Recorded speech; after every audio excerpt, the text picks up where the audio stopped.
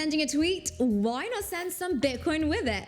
Twitter has just announced that they are rolling out a brand new BTC tipping service powered by Strike. We'll get you up to speed with all the details in just a second, but first, there's a narrative going around that Cardano is locking up smart contracts so that they can't be deployed to the mainnet. But is everything as it appears? A bit of research suggests that there might be more to this story than meets the eye. Stay tuned for that and more in this week's Exodus Crypto News Roundup. I'm your host, Leah Heilpan, and these are the biggest stories in the crypto space right now. Twitter is officially the first major social network to adopt crypto. That really shouldn't come as much of a surprise since Jack Dorsey, the CEO of Twitter, is a famous Bitcoin bull.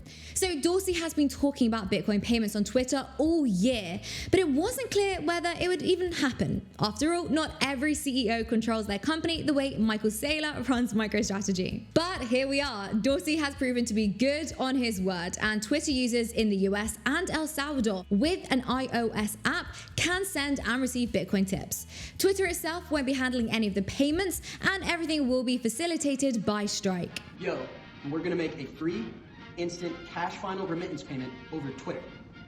Why would anyone ever use Western Union again? Strike's a financial services company that uses the Lightning Network to send instant payments all over the world. Most notably, Strike is known for working with the government in El Salvador to develop and implement the official Bitcoin wallet. In terms of user experience, sending BTC on Twitter will be a lot like making normal Bitcoin transactions. Twitter users can add a BTC address to their profile and anyone can send them some coins. Whenever you receive BTC, you'll get a notification from Twitter, and there's also an invoices feature that people can use to keep track of their transactions. Although the Bitcoin integration is the feature we're most excited about, Twitter is also onboarding 8 other payment platforms, including Venmo, Patreon, and Cash App. The social media giant is giving users a lot of new ways to pay each other just as easily as sending a tweet. The final part of Twitter's announcement is that they are launching an NFT authentication badge, so users will have the option to connect a cryptocurrency wallet to their profile, and anytime they tweet an NFT that they own, Twitter will display a special badge proving that the person actually owns that NFT. All of these new crypto services are really exciting, and hopefully they're going to convert even more people to the blockchain community. There's some Cardano news going around that a bunch of Cardano smart contracts are stuck in a time lock. Various outlets have reported the number of locked smart contracts anywhere from 20 to as high as 5,000.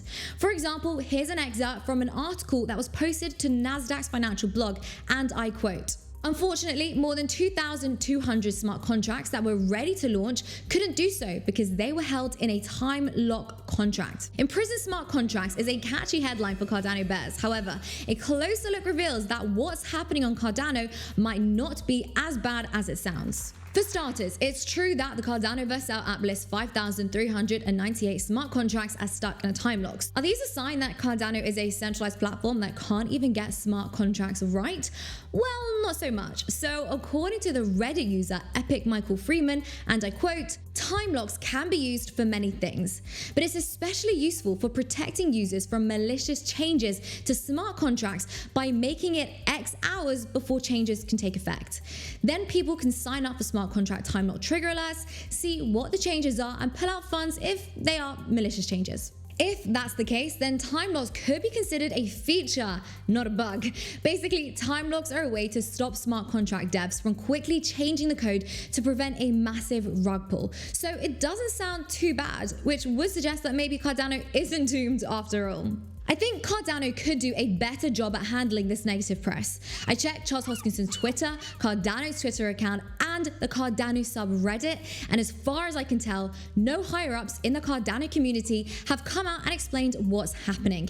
In fact, the reason I quoted a random Reddit user is because I couldn't find any official statements about what's going on. So I hope that I've got it right, but without an explanation from the Cardano team, it is hard to be sure.